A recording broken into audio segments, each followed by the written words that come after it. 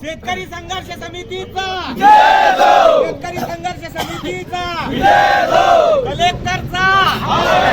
कलेक्टरचा धिक्कार असो. काय सांगाल याबद्दल? आज छत्रपती शिवाजी महाराजांची जयंती आहे आणि महाराजांचे ब्रीदवाक्य होते का शेतकऱ्यांना योग्य मोबदला दिल्याशिवाय किंवा रयतेचं जे काही असेल ते पूर्ण केल्याशिवाय रयतेच्या देठालाही धक्का लावू नये, म्हणजे त्याच्यात जे काही असेल त्यांचं नुकसान झालं नको पाहिजे, हे महाराजांचं ब्रीदवाक्य होतं. आणि महाराजांच्या नावावर राजकारण करणाऱ्या ह्या राज्यकर्त्यांना आज माझा सवाल आहे का महाराजांचं तुम्हाला महाराजांचं नावही तुमच्या तोंडून निघालं नको पाहिजे असं मला असं वाटत आहे. कारण तुम्ही शेतकऱ्यांना मला तर असं वाटत आहे नितीन गडकरी साहेबांना मुक्ताईनगरच्या शेतकऱ्यांचा का राग आहे हेच समजत नाही आहे. बाकी नागपूरला आता ते म्हणता आम्ही 5,000चे भाव देऊ, जामनेरला चांगल्या पद्धतीने भाव देत आहे, मुक्ताईनगरलाच कमी भाव देण्याचा नितीन गडकरी साहेबांचा प्रयत्न आहे. आणि शेतकऱ्यांना मारून जोर जबरदस्तीने 200 पोलिस आणून आणि इथे जमिनी शेतकऱ्यांच्या बळकावल्या. आता 2 महिन्याआधीच इथे 150-200 शेतकरी, आमचं 3 वर्षापासून आंदोलन एकदम अतिशय सुंदर पद्धतीने शांततेच्या याच्यानं सुरू होतं.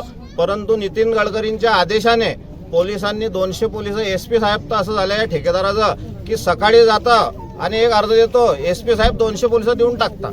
पण तो ठेकेदार त्या पोलिसांचा गैरवापर करतोय. त्या पोलिसांच्या बंदोबस्तामध्ये त्यांनी आता हे आमचे भाऊ आहे काय नाव प्रशांत भाऊ, या प्रशांत भाऊंच्या शेतामध्ये जास्तीची जमीन जवळजवळ 5 एकर जमीन जास्तीची कोरली आणि त्या जमीन पण त्यांनी ताब्यात घेतली.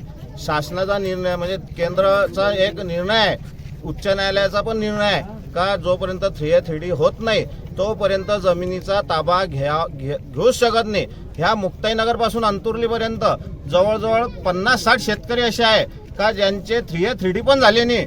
आणि या महाभागांनी म्हणजे नॅशनल हायवे असेल किंवा ठेकेदार असेल यांनी त्यांच्या रस्त्यामध्ये म्हणजे शेतांमध्ये रस्ता करून टाकला, अतिक्रमण करून टाकलेला आहे.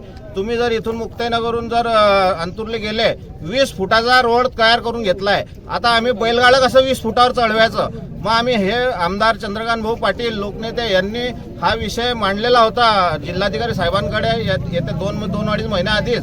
जिल्हाधिकाऱ्यांनी म्हटलं आम्ही सर्व्हिस रोड करून देतो, मी PD ला पाठवतो, मी याला पाठवतो, पण काही झालेलं नाही.